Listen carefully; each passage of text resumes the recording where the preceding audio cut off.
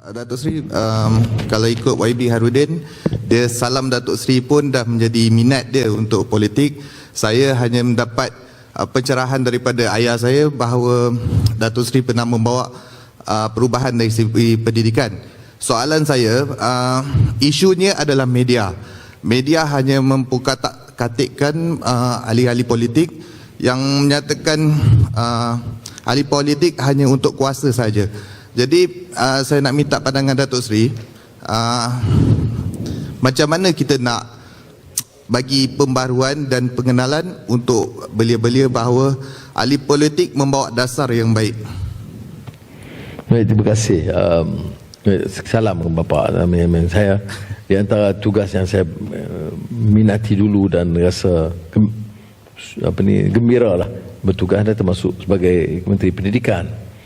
Kita punya moto masa itu kecemerlangan ilmu tetapi juga akhlak. Adabani Rabbi fa ahsana ta'dibi, itu moto kita, dan kita jelajah ke seluruh negara memberikan galakan kepada guru dan ibu bapa. Tapi hal-hal perubahan begitu, kalau dia dalam sistem yang begitu, dia tak dapat bertahan. Bila menteri tukar, jadi dia pun tukar orangnya. Jadi that tradition was absent. And baik, soalan yang kedua, bagaimana harus lakukan? Saya percaya sudah ada keupayaan. Panggil, dan kalau ada persatuan, ajak yang muda, bagi tugas dia.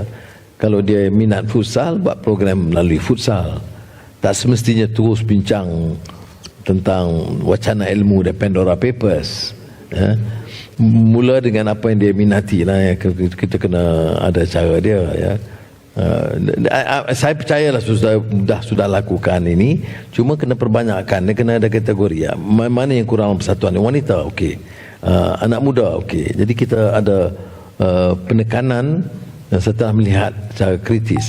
Selalu kita dalam dakwah dulu pun saya sebut, kita selalu salahkan orang. Susahlah dia orang ni, dia tak dapat sokong kita. Saya bila dapat pilihan raya tu banyak kata, memanglah orang kampung ni susahlah, UMNO tebal, pop. Saya kata, boleh tak soalan tu balik kepada kita? Kita kata, ada tak kekurangan atau kelemahan kita? Cara penyampaian kita, cara pendedahan kita, cara organisasi parti kita. Jadi patut kita juga bincang begitu.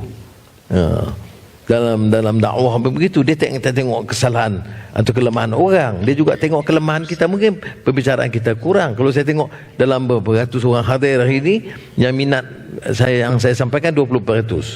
Maknanya mungkin ada cara penyampaian saya itu kurang bijak, atau harus saya perbaiki lagi, baik dari segi ilmu, baik dari segi kepetahan, atau dari segi kaedah penyampaian. Okey, jadi always view critically and positively. Critically termasuk diri kita sendiri. Dengan kritik terhadap lain, dia mesti ibda' binafsik, mesti mula daripada diri kita. Sebab itu kalau kaedah dalam etika Islam ni cukup jelas. Dia kalau jangan kita mesti hidup sederhana, bahawa rasuah itu telah menelan dan memiskinkan negara. Berucap, tapi tengok hidup dia dengan rasuah dia. Sebab itu dia kena mula pada diri kita. Saya masa muda, saya seronok cerita kat orang muda ni. Masa itu Perdana Menteri Thailand, dia lepas kudeta, namanya Tanom Titikachon. Jadi kita marah juga semasa itu, penindasan keadaan umat Islam di petani itu pun kuat. Tapi dia dianggap di antara yang paling korup.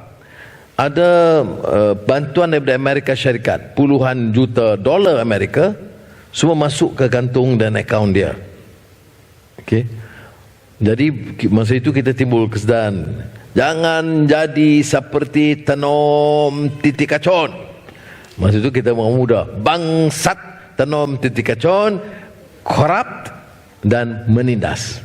Itu kesedaran untuk bangkit kesedaran. Ya, jadi kita harus lihat bukan saja masalah dalam negeri, tapi persekitarannya. Bukanlah saya suruh cakap macam tu, tapi pengalaman dulu. Okey?